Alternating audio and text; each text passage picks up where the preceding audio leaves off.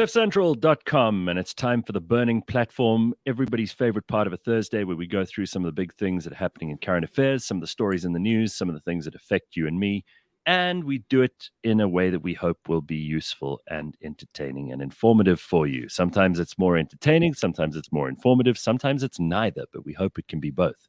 So this morning, we're going to be joined by Solly Moeng, who we haven't seen for some time. Solly, look at you. You're looking very healthy and happy. Is that an outside setup you've got in Switzerland at the moment? It's in the room where I work from. I teach from here and I work. Yeah. Wow, Solly, I missed the blonde. Yeah, what happened? You used to look like an old man, Solly. You look like a 20-year-old, all spry. Some men lose their hairs and they do chiscop.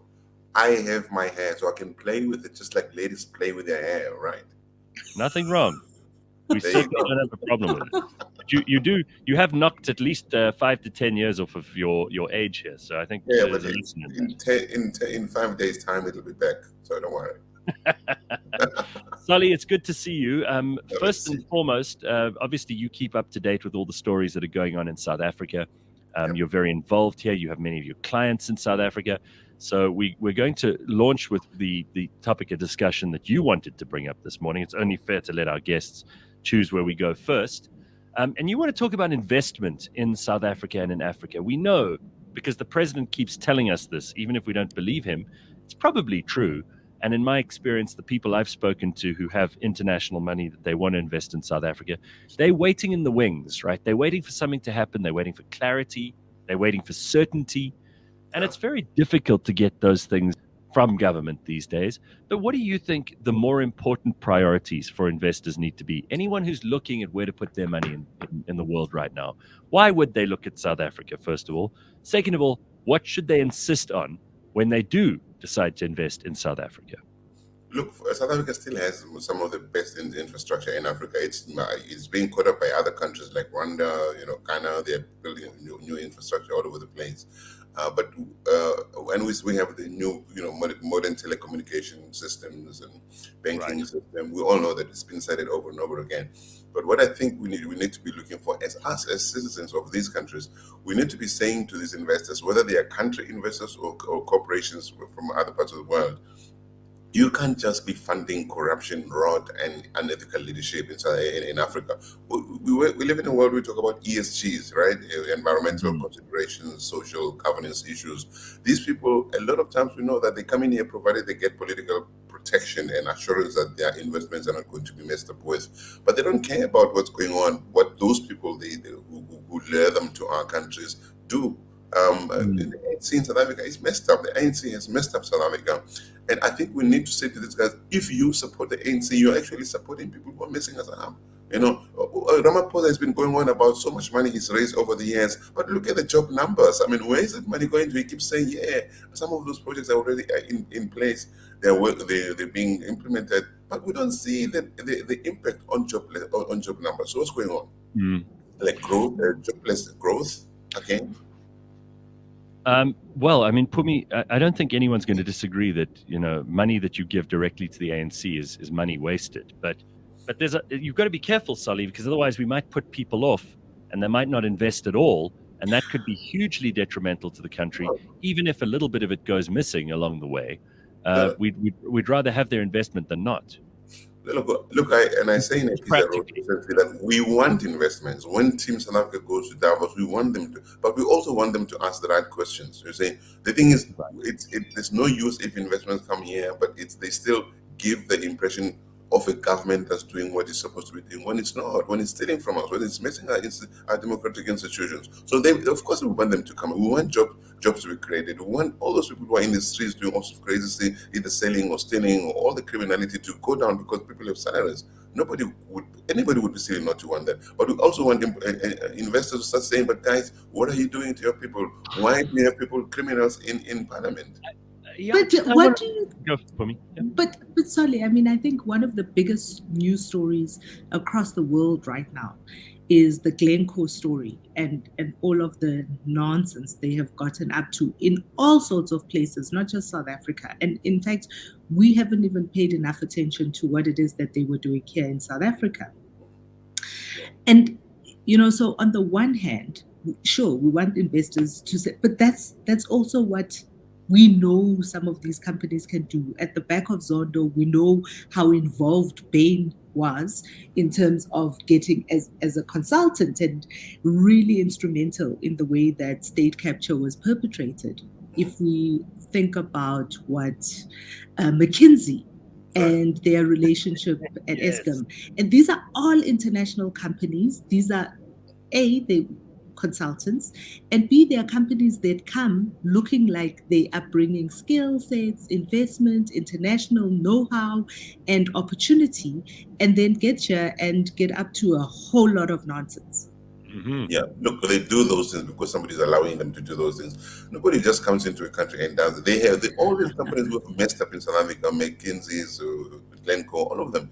They've had enablers, and most of those enablers are politically connected people. Usually, when they come in, they say, "Look, you need to have partners locally. We can help you find those partners." They're not going to find Joe in the street to be their political partners or their black economic power empowerment partners, whatever that means. Okay, they're going to find connected comrades, and sometimes there are also kickbacks to either individuals or to political parties. It's messed up. So all these companies must be pursued. They must be made to pay. But we also want to know who's been working with them to enable them to do what they did to South Africa all these years. So how can the little guy like me and you hold those companies to account? Join the A. Oh no, you can't. How? Were you going to say join the ANC? No. Climb When on we the have, Titanic. look, we, Climb on the Titanic after it's hit the iceberg. Look, we still have the legal system that more or less works better than other systems. I mean, we've seen some of these people being called to account. Not all the other big names that we still want to see out there. So we mustn't give up. You see, the last thing we should ever give up as South Africans, the last thing that we should ever do is give up, rather. So we must keep making the noise. It's frustrating. It's debilitating. Sometimes you get targeted. People like me end up leaving the country because it's safer not to be there. Because you start getting all sorts of threats. So we can't shut up. We need to keep making the noise. If I can venture an answer to Pumi's question, though, I think we are living in a time where companies are feeling extraordinary pressures from things like social media, and they respond to them almost instantly. And I feel like, when the EFF protests outside Clicks because of normal hair shampoo, it seems to get Clicks to change things, and then they force their suppliers to change things too, and suddenly you see a change in behavior. I wonder why it's just not sexy enough for us to get on the case of a McKinsey, for example, and why people wouldn't protest outside McKinsey's offices. We know where they are. Yeah. We know how much money they were involved in corrupt dealings with Eskom with. And not just Eskom, but many other parastatals as well. They're consulting to God knows how many different departments of government at any given time. Same goes for a lot of the auditing firms. Do you remember which one was it that was in big trouble? KPMG. Yeah, KPMG got into a lot of trouble with that, but nobody was protesting outside their offices in Auckland Park. Why do we pick certain targets and not others? Surely we can start as citizens to mobilize ourselves a little more judiciously against the companies that really are costing us jobs, livelihoods. Look, you need some people to be prepared to dirty their hands. I mean, look, Malema, when he was going at the EFF against Zuma, the Pay Big the money campaign was really powerful. So you need people like this I'm not saying just to do like I or whatever. So you need people who are saying, okay, guys, we're going to do it on Monday. Come and join me. We're going to make noise. We're going to make sure these people do what they're supposed to do and keep making noise in their faces. But that doesn't mean you must go out and destroy public infrastructure and cause racial divisions and all that. So sometimes you get the wrong people with wrong agendas doing these things. Once they got what they wanted, they move on. Look at Malema is now Zuma's friend. I mean, he's the friend of all those people who were acquired around Zuma during state capture. So he did it for his own interests. But South Africans have it in themselves to say enough is enough. Let's go into the streets and stop this nonsense. And the other thing is that we need to be a more attractive destination for foreign money. I mean, our labor laws are, in some people's opinions, and this is controversial, obviously, too, in some people's opinions, our labor laws are much too strict and stringent and exacting for a country where we have such high unemployment. Some people say that the BEE codes are onerous and that companies don't want to get involved in situations where they are suddenly having to hand over half of the money they're investing to someone that they're not even sure is adding value in many of these situations. Obviously, there's good BEE and bad BEE, but a lot of it is just ANC catered deployment and sheltered employment, for that matter, for well-connected people in the ANC elite. Are these things that we need to consider shelving? Are we in a position where we can change the laws to make ourselves more attractive to foreign investors, Sally? Look, in this post-COVID era, I mean, as we are in post-COVID, you guys are still having too many cases. It seems there's more competition for investors. There are more countries attracting investors. A lot of countries around the world have suffered through long lockdowns, and businesses have suffered and all that. So they want investors to come to themselves. So investors are spoiled for choice, and when you have the supply of investors is big, the supply of countries, or the demand is high, let's put it this way. So you need to say, okay, where do we become a little bit more flexible? How do we make it easier for investors? What are investors asking for? The thing is, investors have made it clear over the years what they would like, what the kind of structural changes that they would like South Africa to implement. But we haven't done those. So we need to say, what these people that we're going to bring here, what are they asking for? And let's look at the list of what they're asking for and decide which one of those things we can reasonably compromise on, which ones we cannot on. What are the deal breakers and what are the things that we can. I don't think we're having those conversations. We want to have our cake and eat it. You say we're not having those conversations, and I have to agree with you there that we're definitely not having those conversations. I often get lots of flack on the show here about that, because I think the only policies that we know of that everybody shouts about is ANC policy, but we don't know where Action SA, for instance, stands on some of those issues and what their policies are and what they would change and what they would keep the same. We don't know where the EFF and, other than the fact that they make so much noise on expropriation without compensation, we really don't know what their economic policies are or where they stand on any of these issues, especially on the things that foreign investors have flagged and said. I mean, this was in Davos, I think 3 years ago. Right. All of these issues were flagged quite loudly, if that. And yet we don't hear any of the opposition parties make those noises to kind of give the electorate a comfort that they're even thinking about those things.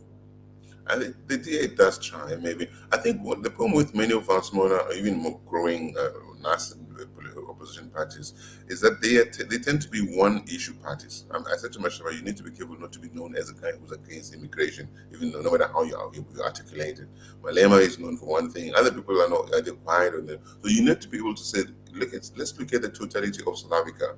Foreign affairs, or how do you position South Africa vis-a-vis Africa, vis-a-vis the rest of the world, vis-a-vis the West, vis-a-vis the East? They're not having those conversations because they don't think that their constituents are interested in those things. In terms of investments, what do we really want to position ourselves as in Africa, given what Rwanda is doing and other countries in Africa that are taking a little bit over, especially events business away from South Africa? Well, I mean, God forbid you should do what Naledi Pandor did and express solidarity with the Ukraine and then only have yourself reprimanded and put back in your place by the president and the rest of cabinet when it turns out that isn't official ANC policy. We don't even know what the majority party, what the ruling party, in inverted commas, has to say about many of these things. So I'm with Pumi. Like, a lot of these positions are either too uninteresting to the broad public or to the politicians themselves, or they're not really a priority, and they'll come further down the line. Right now, it's about making noise and getting attention, and that seems to be the case for many of these smaller parties. I don't think anyone disagrees with you there, Pums. All right, guys, let's just move on because there are a lot of things we want to discuss today. We've got a big box of things to unpack. So first of all, this is something which grates everyone who comes on the show. There isn't a single guest who said anything positive about these task teams that the president sets up. He's now set up a 25th task team. Remember, he took office and there have been 24 of these before. This is the 25th.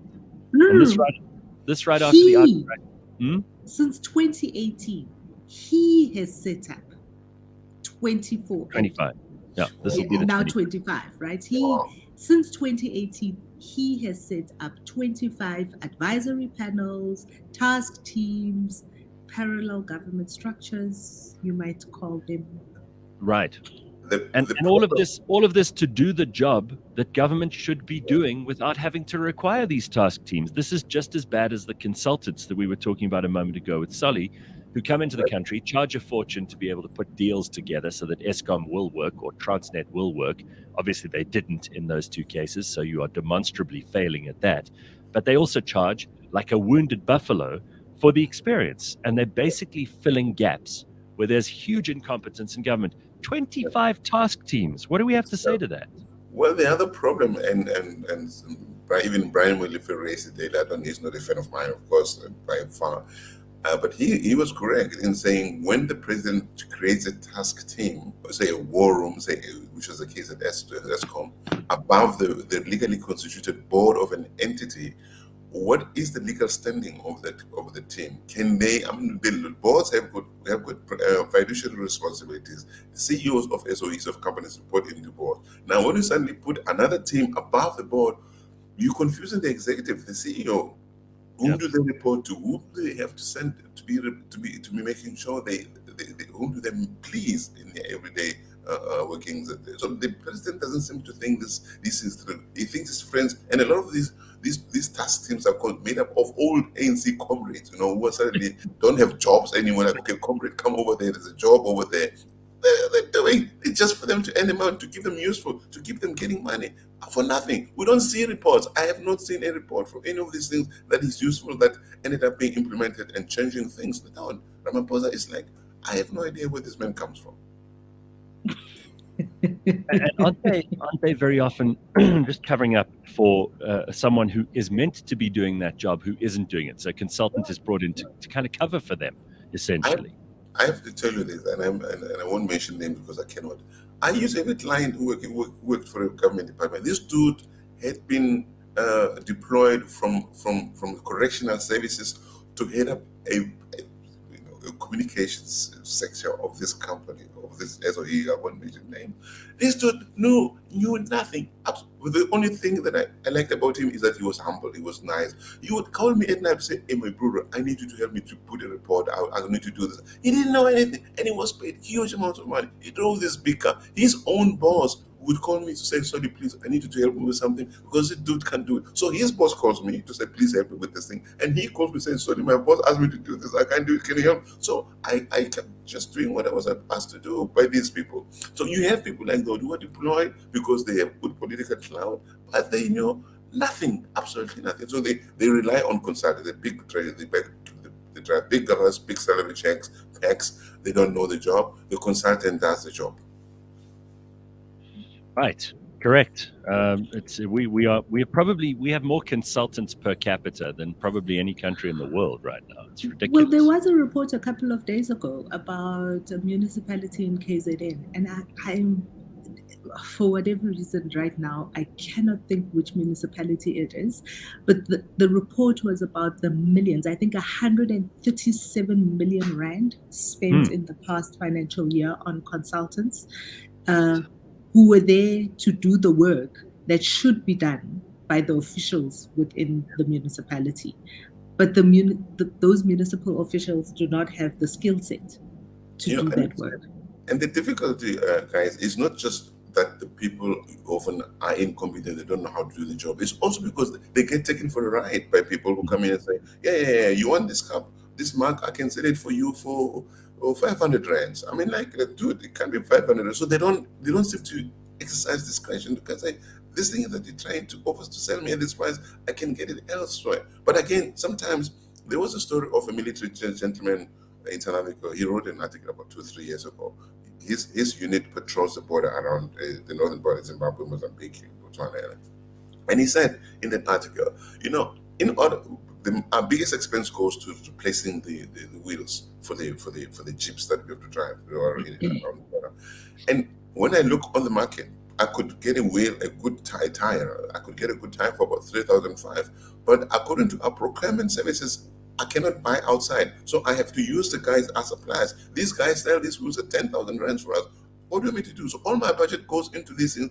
I could go to Goodwill. I know these cars for 3,500, but I'm forced to use some schmuck who has no value and pay him 10,000 rand. Right. It's crazy. It's grifting. That's what we see, more grifting than anything else in South Africa's political circles. All right, let's look at something else here, and because Cyril and his task teams are not going to solve a goddamn thing. It's like all those commissions of inquiry that never go anywhere.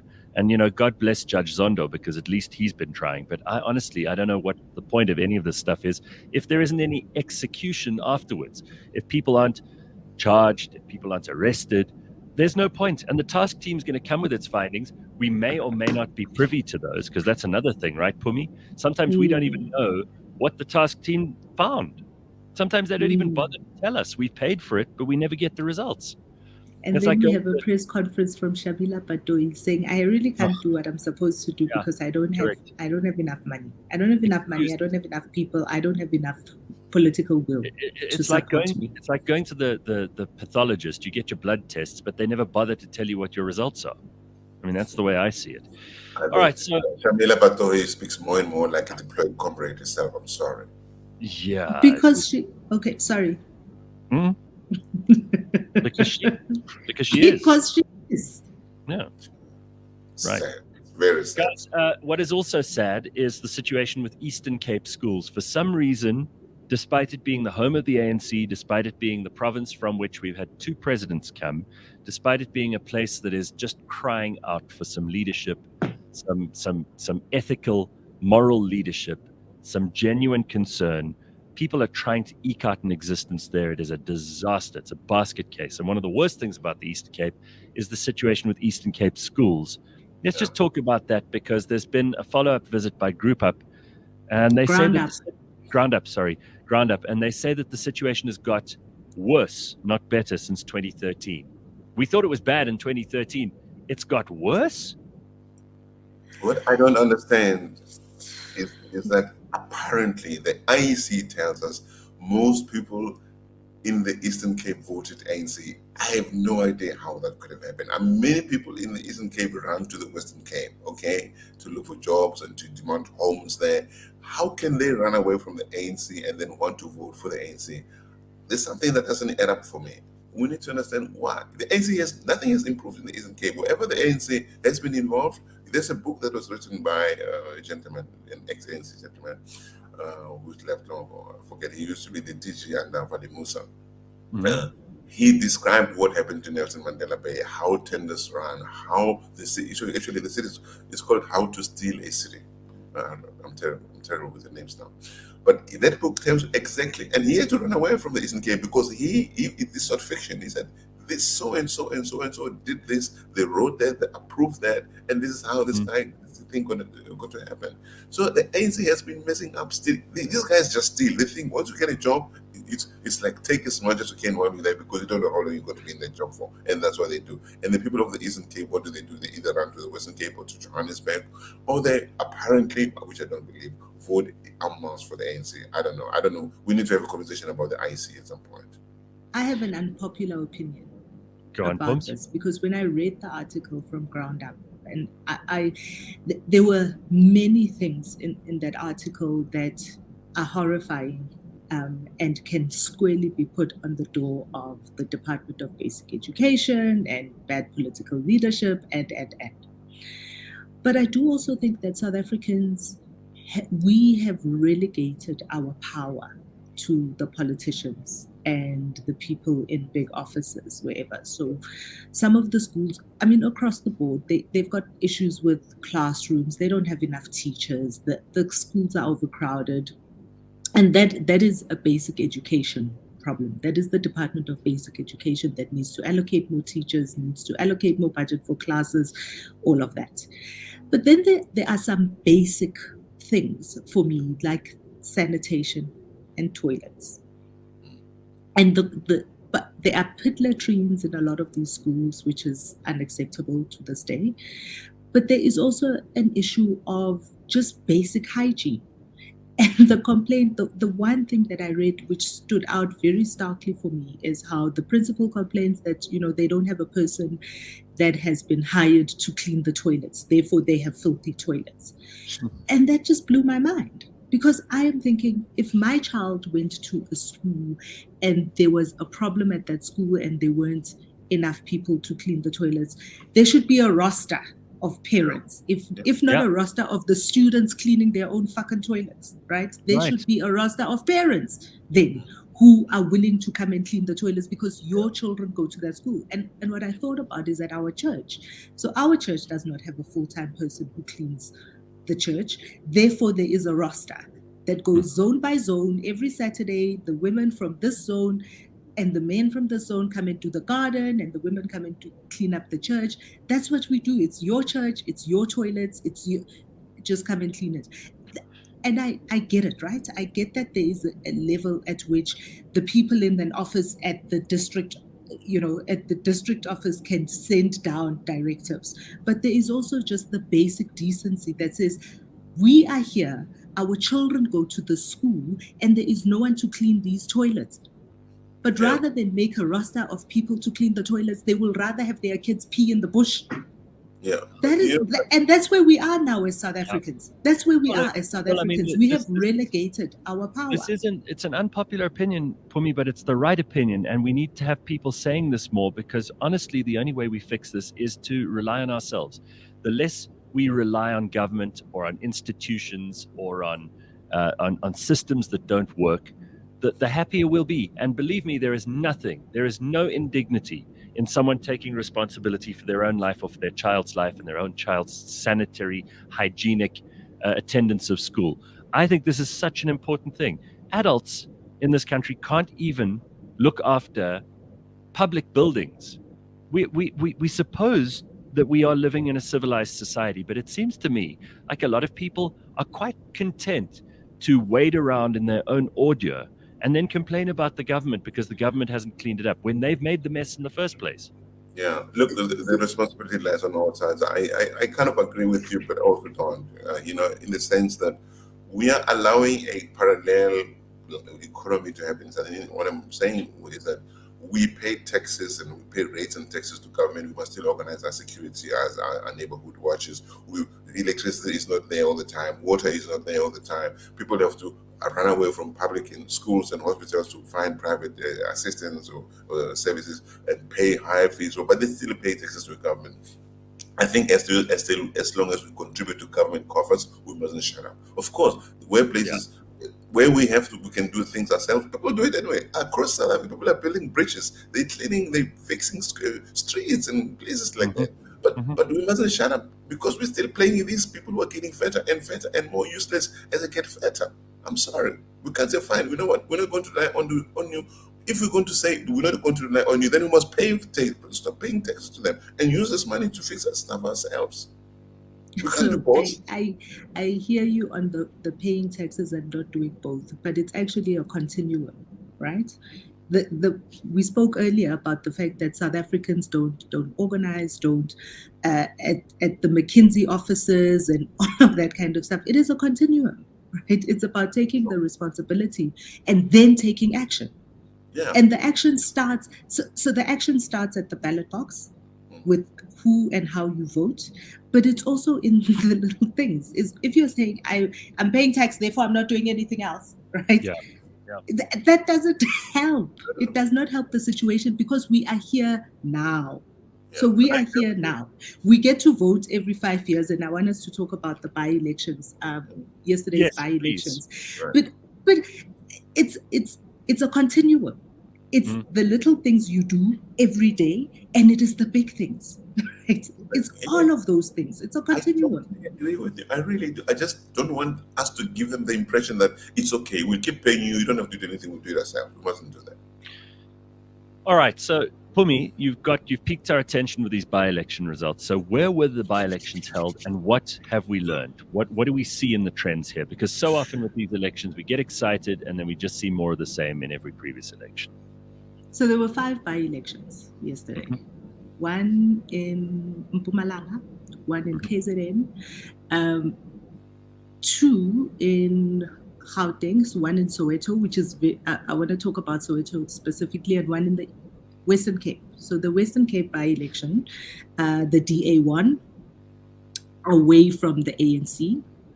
In the KZN by-election, the ANC has retained that ward, but with a very, very, very, very slim margin, I think by something like 30 votes. And there is a big revolt happening. And why I want to talk about Soweto in particular, in Mpumalanga, the ANC has retained it, which was a very strange outcome. It doesn't seem to be holding across the way that those numbers came out, doesn't seem to be holding. And also, I do want to make a plug here, ad break, is, I follow Davi Squirts. So he's the one that's been crunching up the numbers. He's the one that's been throwing these numbers out all night. And this is all the stuff the numbers that I got out of from his Twitter account.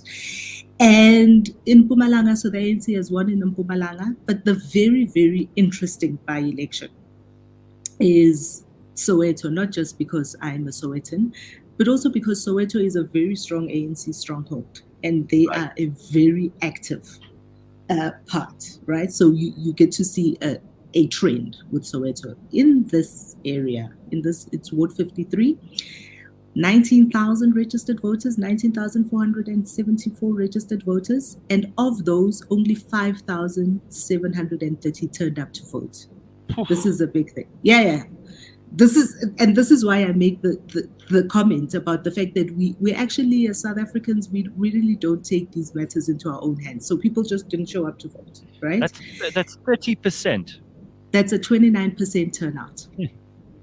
That's a 29% turnout. Right. Which says a lot, right? So it says people, and we've had this conversation before on the show where I've said to you guys that people would rather not vote than vote for the opposition. Yes. And that says a lot too, right? It says a lot, not just about the opposition, but also about how people are feeling about the politics, right? But it's also people who've grown and been baptized in the African National Congress, who've only known the African National Congress. It's really a big jump to go to somebody else. I mean, even the late Archbishop Tutu said it at some point. Remember when he was really angry after they denied the visit to the Dalai Lama? And he said to them, you know what, I'm not going to vote. He didn't say, I'm going to vote for somebody else. He said, I'm not going to vote. And that, for me, that was telling. He could have said, you know what, I'm not giving him my vote anymore. And many people would rather sit at home, as you say, rather than vote for somebody else. That needs to change. People need to realize that if we want to be a multi-party democracy where there's a contestation of ideas all the time, they have to empower opposition voices at some point. Not wrong ones, but we need as many voices as possible in our politics. Absolutely, but politics and voting is all a seduction, right? The onus is on the opposition parties to seduce the voter.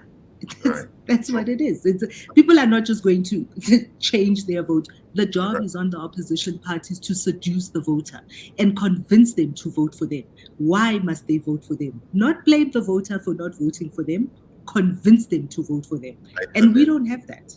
We don't have that. For me, so what's going to happen? Because if 30%, let's say 29-30% of the people voted, that doesn't give that local government terribly much of a mandate. I mean, it's actually kind of embarrassing. They'll call themselves. But it does. But it does, because this is the flaw. This is the flaw. This is the evil in the system, right? This is the flaw of democracy, is that it's not about the mandate of everybody. It is about the mandate of the people who show up to vote.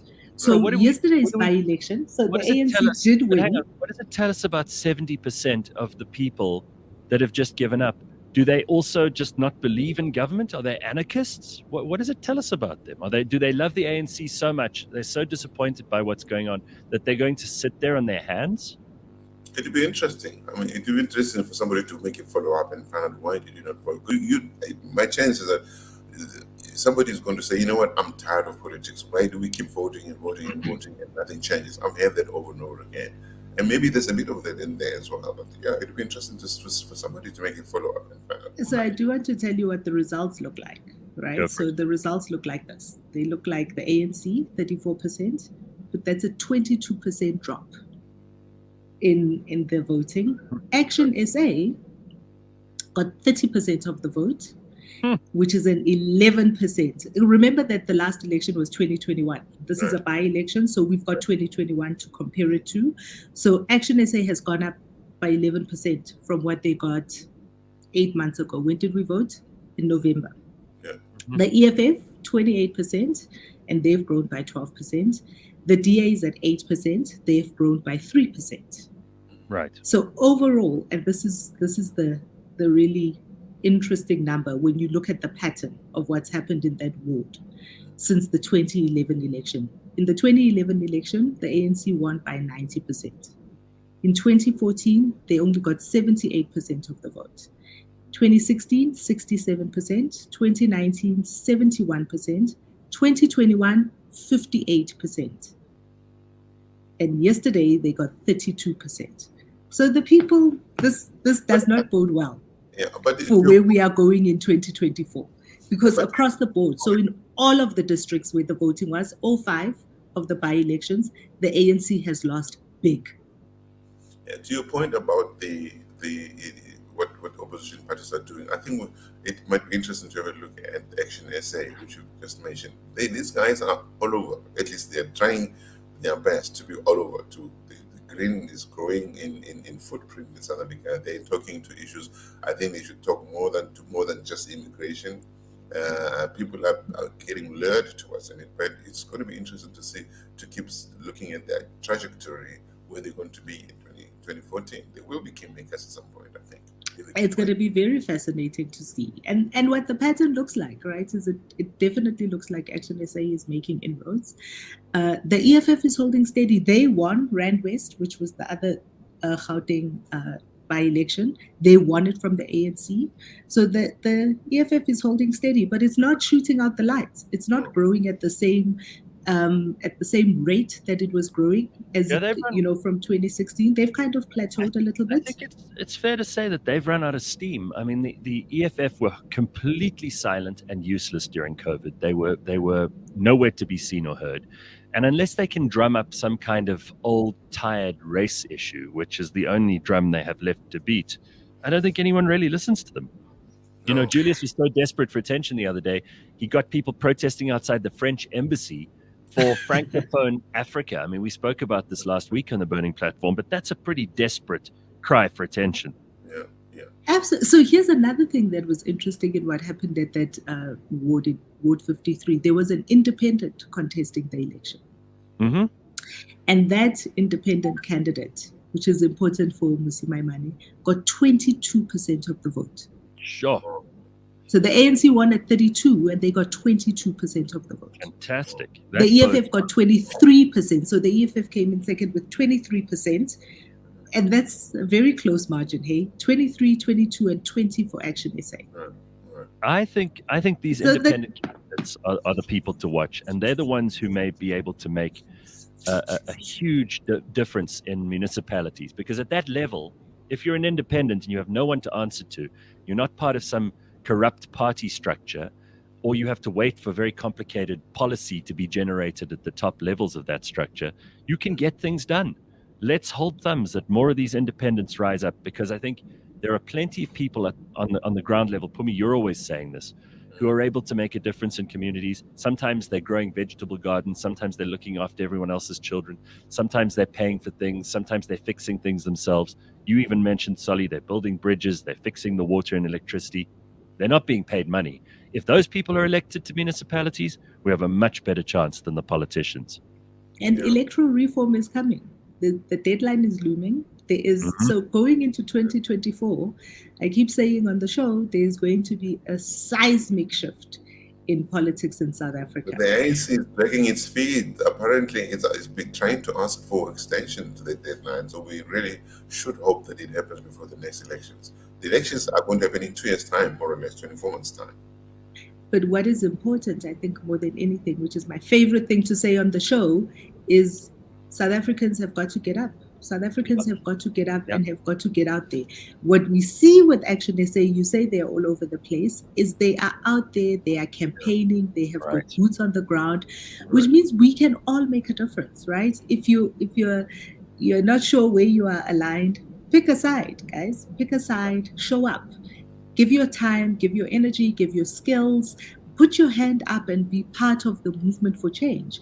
If we're talking about the fact that we're not seeing the opposition parties and we're not hearing the opposition parties, maybe it's because people are not there for the opposition parties.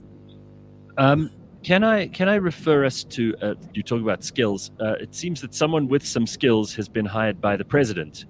He's hired a well-known PR guy as a spokesperson Pumi, you can tell us who that is. And maybe this means that Cyril is finally going to do a bit of campaigning himself and go on a bit of a charm offensive.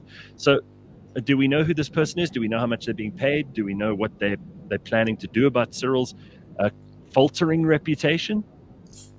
So Vincent Magwenya is the person who has been, and he's a well-known in the industry, in the communications and PR space. Solly, I see you smiling. You know Vincent, and Vincent is coming back to the presidency for a second time. He had a very short stint in the presidency with Jacob Zuma, but he left because of frustrations, and now he's been in shame. First day on the job, he has to deal with this shit show that's Arthur Fraser's court case. So first of all, Solly, have you seen the story about Arthur Fraser? Do you give it any credence whatsoever, or do you think it's just a very low-level tactical smear campaign about something which actually doesn't affect the majority of South Africans in the first place? Cyril's probably worth so much more than the money he's supposed to have in cash at some farm in Limpopo. Is this a story worth paying attention to, or is it just part of the disinformation campaign that we should ignore? It's not a story to ignore, because look, Arthur Fraser, whether we like him or not, he was the head in the spy box in South Africa, and he knows a lot of things about a lot of people. The question is, why is he taking this one out now? I mean, look, but we also know that Arthur Fraser is politically aligned to the Zuma RT faction, right? Very compromised, yeah. So they're all preparing to approach to take Ramaphosa out in December. So I think we're going to see a lot of this stuff, Ramaphosa's secrets being thrown out to weaken him, to put him onto the defensive. This Magwenya dude is going to be really, really busy. I don't know if he's going to be doing spin or real communications after watching him. So I don't think we should ignore Arthur Fraser, because if he has some serious information to give. But again, it's going to be complicated because it's very politically. It has political ramifications that are massive for Ramaphosa. I don't know if Fikile is going to allow any investigation to happen ahead of December. So there's a lot of stuff that's happening that's not politically innocent, if you want. That's done with people with one eye on the electoral conference in December. So of course he's doing it for malicious reasons, but why isn't he doing it now? Is he telling the truth? Maybe he's not telling all of the truth, some of the truth, but the courts must decide on that. I don't see it going through the courts before December this year. Okay. Pumi, do you have anything further to say on this Arthur Fraser thing, or do you think that Solly's pretty much said it all? No, I think, look, the Arthur Fraser thing is going to be a fascinating sideshow to watch. But I'm interested to see what Cyril's plans are, bringing in Vincent, and whether we're going to see a lot more of Cyril out in the open, if we're going to see more answers. You know, Cyril has famously not given any press conferences, and not taken in, and even though we've seen more of him than any other president on TV almost every other week in what has famously been dubbed the family meetings, but he doesn't take questions. From and even though mainstream media, as we call it, treats Cyril with kid gloves. They really do treat Cyril with kid gloves. He does not get he does not get hammered the way Jacob Zuma got hammered. It's never Cyril's fault. Nobody talks about, does Cyril know what he is doing, even as he has 25 advisory councils and even as state institutions are collapsing around his ears, even as the petrol prices through the roof, all the cabinet ministers seem to be doing their own thing. It is never Cyril's fault. It is always, it's nefarious forces around Cyril. It's these factions around Cyril. And I'm wondering if we're going to see a turnaround in the way that Cyril is portrayed in the media. Maybe we're going to see Cyril being portrayed again. If there's a PR like guy doing this, I mean, the media, most of them would be licking their lips at the opportunity to tell good stories about Cyril. And I'm sure News 24 will be front and center trying to paint him as the new hero, a stylized version of Cyril, with PR people working hastily in the background to try and prop him up as someone we should look up to.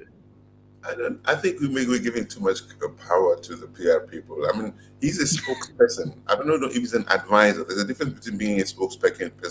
A spokesperson is someone who gets told, go and say this to the media, to the public out there. An advisor says, okay, this is how we think. I think, look at Themba Maseko when he was head of government. He was good, he was reliable. People knew they could to work with this guy. But before Zuma, that was before Zuma came, he was sailing pretty much in still waters. But this guy, he can only spin something so much. Cyril has failed at many fronts. I don't think a peer person is going to make him look like somebody who succeeded if he's failed. He has not been strong enough to make decisions that he should have made, to say no when he should have said no. I don't know if a PR person is going to make him say those things. It's going to be tough.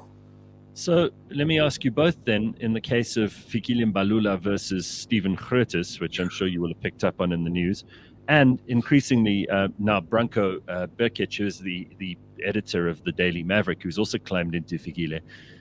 Sometimes the media like someone and sometimes they don't. That's Fikile's assertion anyway. He says it's gutter journalism and targeting him unfairly.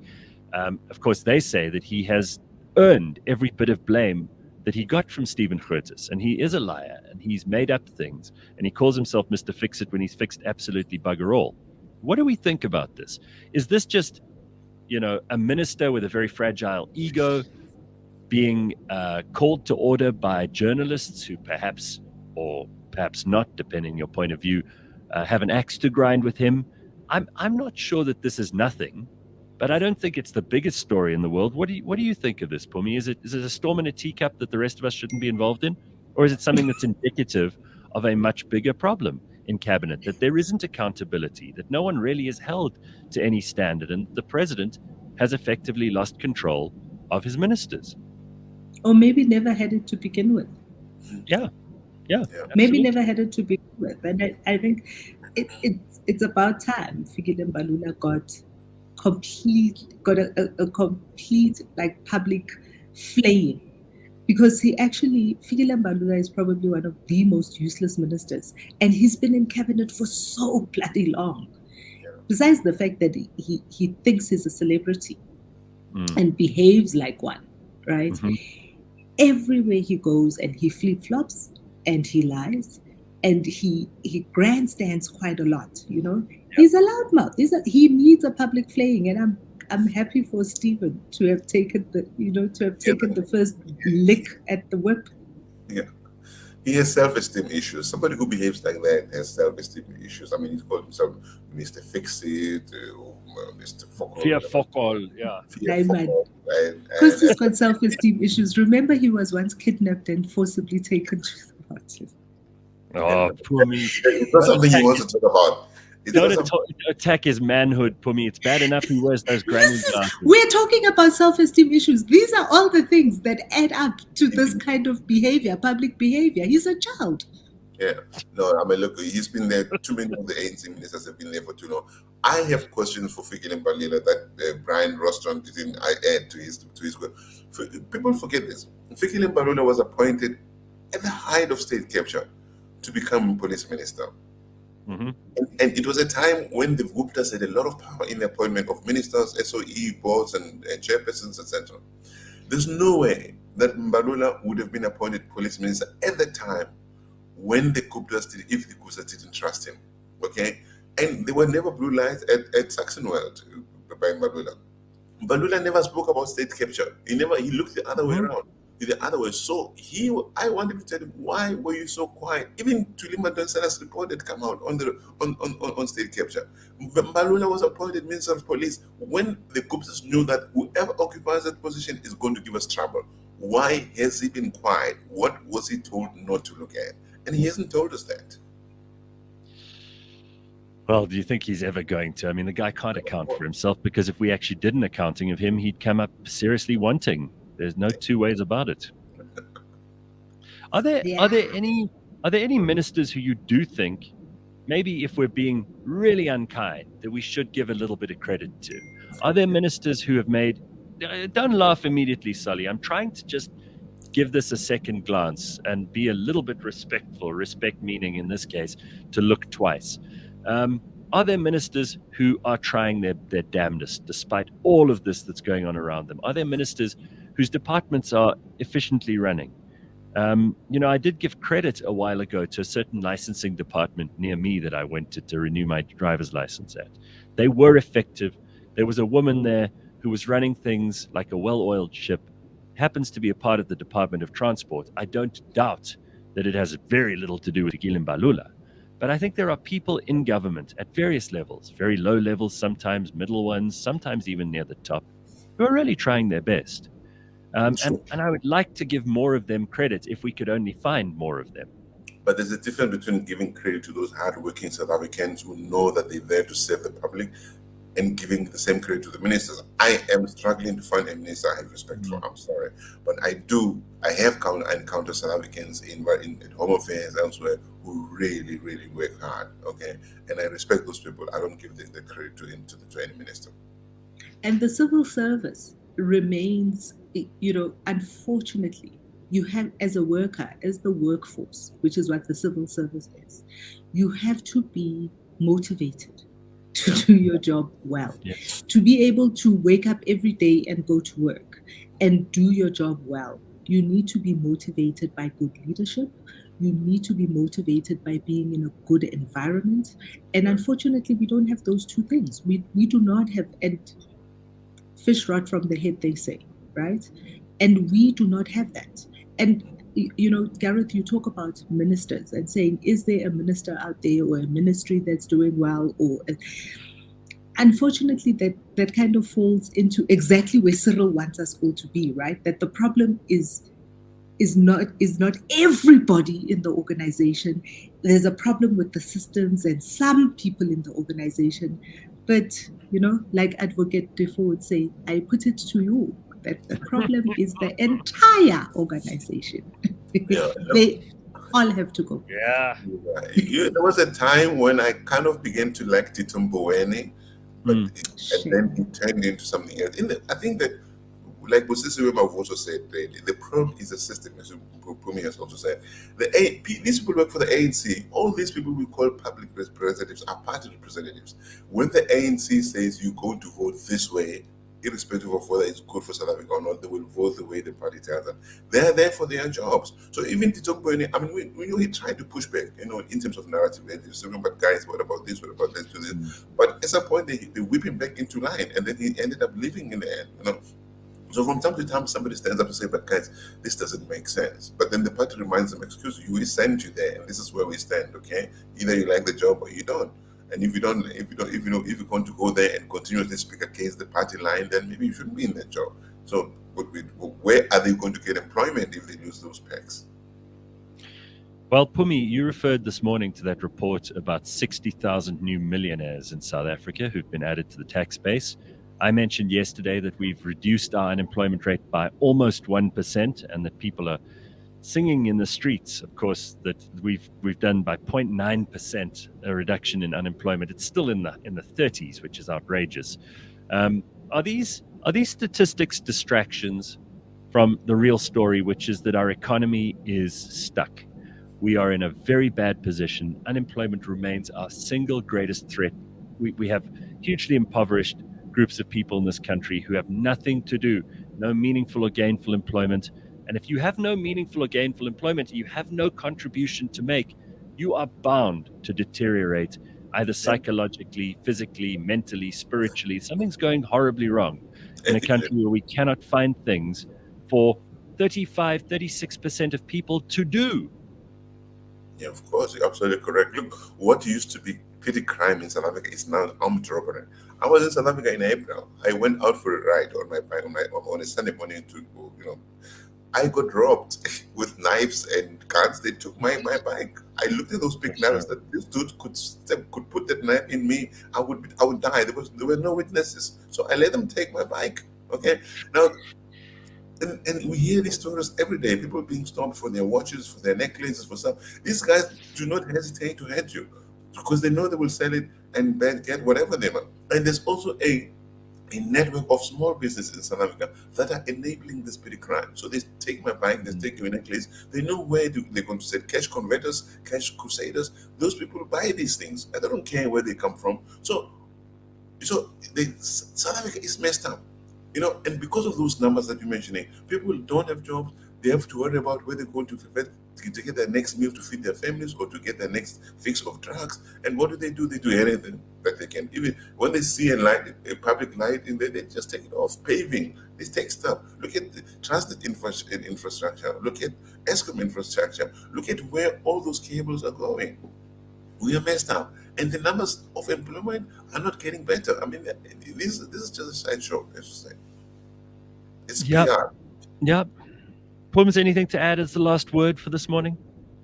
It is a distraction. It is a distraction. We have two big problems that are interlinked in this country.